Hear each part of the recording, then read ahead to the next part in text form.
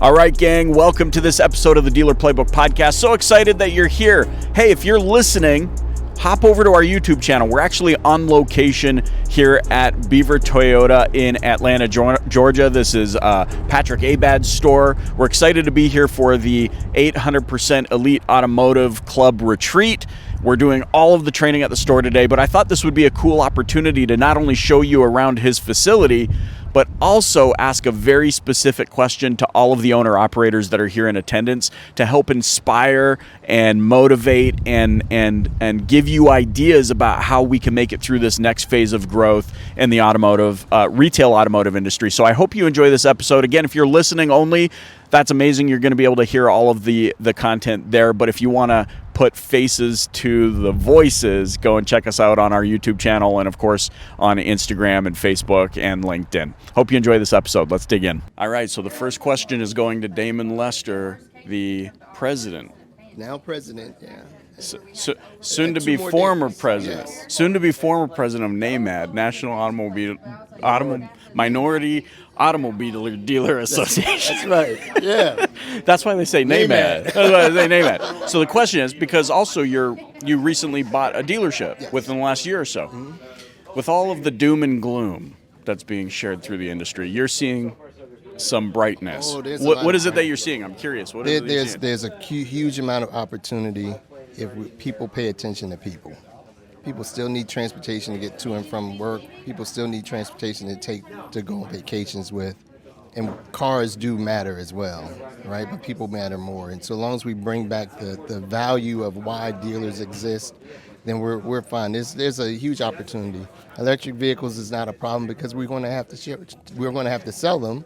We want to sell them, and we have to educate the people who want to buy them why it's important to have them. And so dealers, that's what I'm excited for. As I listened to your talk, and you brought in the Matrix, you brought in, there was no pickle suits this time, but yeah. I started thinking about the term supercomputer and how oftentimes I think about how we all forget about the supercomputer between our ears. Mm-hmm. And I was thinking about like hundreds of years ago, like astronomers who didn't have telescopes or anything, they theorized based on mathematics and based on the supercomputer between their ears that there's got to be another planet beyond Neptune that we can't see based on. And sure enough, all these years later, when we finally developed the technology, they can see that there is, in fact, another planet there. And I loved your point. It made me think of that because I'm like, look at what our capacity as people is when we don't put all of the reliance into a device. What are your thoughts on how do we maximize this in a world that's so focused on digital? Technology is good as long as we use this to work it. Typically, we would rely more on technology than in lieu of our brain. But if our brain uses technology to help us expand it or increase our capacity, then we're using it in the right way. We typically get comfortable because technology does exist. Oh, there's a print. Let me see what this cost is on this trade. I don't need to go look at it anymore because that's what the computer says, right? So we're trained our thoughts of convenient and quick and versus touching, feeling, and using our senses, which is our brain, to actually determine what that is. And so I think we have to go back to the basics and be able to realize that technology is only as good as we make it. And that's the important part of it. Love it, man. Thanks so much. Really appreciate your remarks. Sitting down now with Aaron Lang Fetter Motors in Ontario, the fellow Canadians. Yes, sir. 2 Canadians sitting on a couch. That's the new podcast. Aaron, I mean, we've gotten to know each other. I've been to your store. You have a really awesome operation, great culture. But as you're sitting now in this, dare we call it the iconic, it's like a Vegas hotel version of a dealership. Literally. What thoughts and impressions are going through your mind? More importantly, like as you take this experience back to your store. This really is a whole nother level, nothing that I've ever seen before. They give professional kind of a new meaning. The processes, the level of accountability, and the culture, you can just feel the teamness here, the absolute dedication to this operation from everybody that we've spoken to has been phenomenal. Now, apply that to the context of your circumstances. it's obviously not possible to go back and be like, okay, you know what, we're going to tear down the whole store and start over, because you have such a tight team. You've got, I mean, like you're doing things that I haven't seen in most Canadian dealerships by having a dedicated, lead response team and a BDC, and you're on Shaka's finance training and those sorts of things.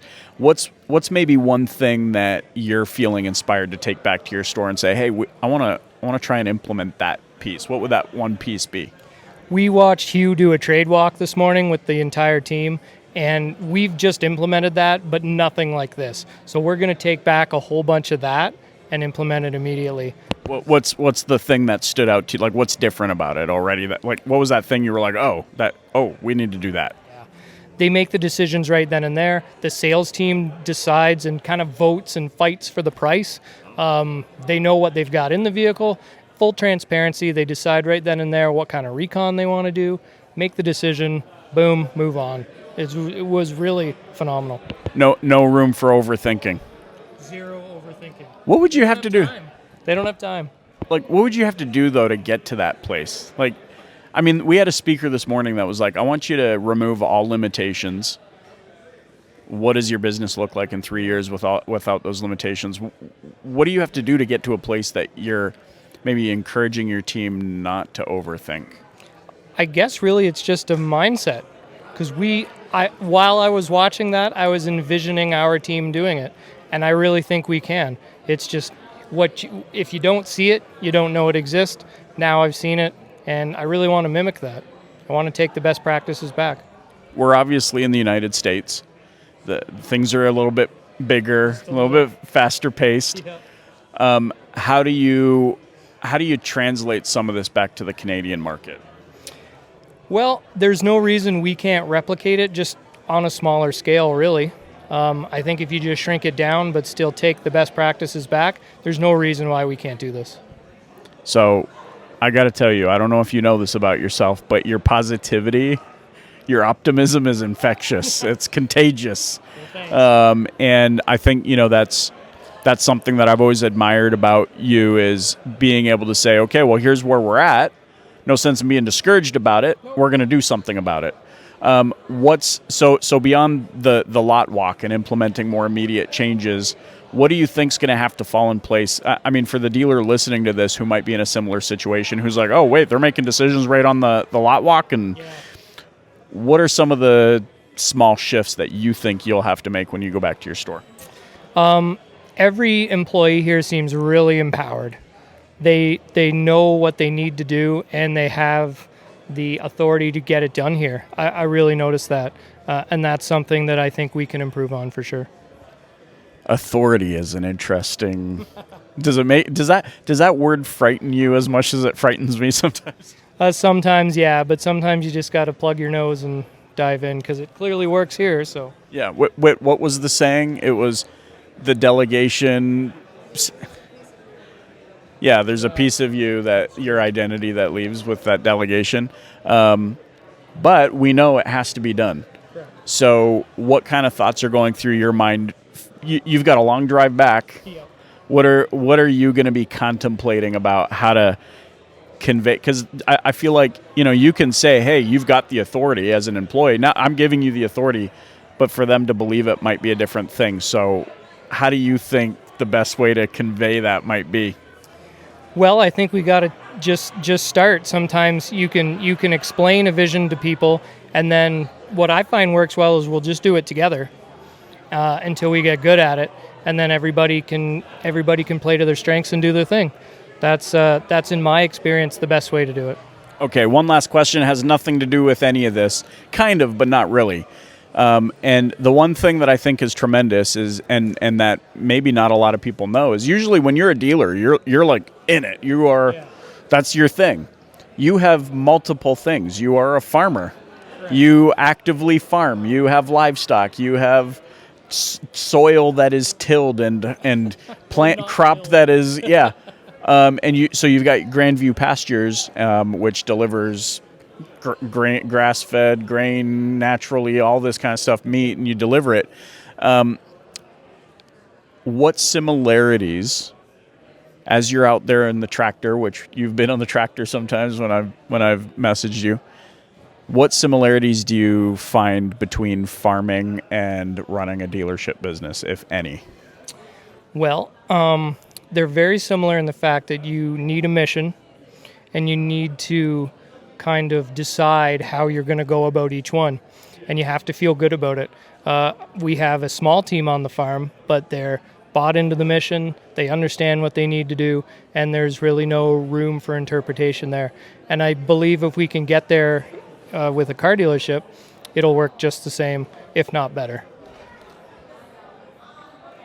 Who's easier to manage, the farm team or the dealership team? I'm just kidding. I'm not going to make you answer that. But, man, thanks so much. Really appreciate you. My pleasure, brother. All right. So here we are at the 800% Elite Automotive Club retreat with the founder himself, Glenn Lundy. Of course, I just had him on the podcast not too long ago talking about what's going on right now. And, of course, now that we're here on location at Beaver Toyota, a facility that I've never seen before, the likes of before in my life, I want to get your thoughts. Like, what goes through your mind when you walk through an experience destination like this? So, this place is so unique. Its footprint is so unique. Its fingerprint, whatever word you want to use, and the uniqueness of it is, for me, is an opportunity. When I see unique, I see opportunity to inspire, right? Opportunity to inspire others. When you have cookie cutter stores, no matter what industry it is, when you have cookie cutter stores, it starts to blend. People just go by. But when you have something incredibly unique, it brings a new heightened level of awareness. And for me, curiosity is born through awareness. Once we're aware of something, we can become curious of it. And the more curious of it, the more questions we can ask. The more questions we can ask, the more the more apt we can become, and the more we can adapt and evolve. So a place like this screams inspiration. That's why we decided to have our event here, to raise awareness so that our dealers can evolve and become the best versions of themselves that they can be. I've been to a few of these now. Florida, Phoenix, Atlanta. There is something happening, something special happening. Mm-hmm. We've got a room full of dealer owners, operators, general managers, senior leaders. As you're looking at their faces throughout the topics today, which is technology matters and how can we leverage technology, and we're seeing the themes still weaving back to people matters, which was the last theme. That's right. What kind of thoughts are going through your mind, and what's like the thing that, as you look at their faces, you're going, this is the one thing I want you to get? Like, what's that desperate, anxious thing you want them to know? So I really need, my hope is that through our process of introducing them to different techniques and strategies that are not reinventing the wheel, but are just one or two tweaks away. My hope and desire is that they can get to a belief spot where they believe they can do it, right? That's what I'm looking for. Because in the most part, in this industry, it's a lot of, well, that's them, or, well, they're in a different location, well, they have a different this, right? It's a lot of excuses. Right. And so I'm looking out at the faces, and I'm looking for the ones that you can see are going, oh, wait a minute. Wait, I can do that. It's not complete rocket science. I don't have to throw out the playbook. I just got to make a couple tweaks. That takes longer for some than others. And regretfully, we're in a very urgent time in the auto industry. And so I'm looking out almost with desperation myself, going, please get it sooner than later, right? Because it's not something I can do. I can just create the awareness, and something's got to click into them where they believe that they can. Once they believe that they can, that's when we see massive results.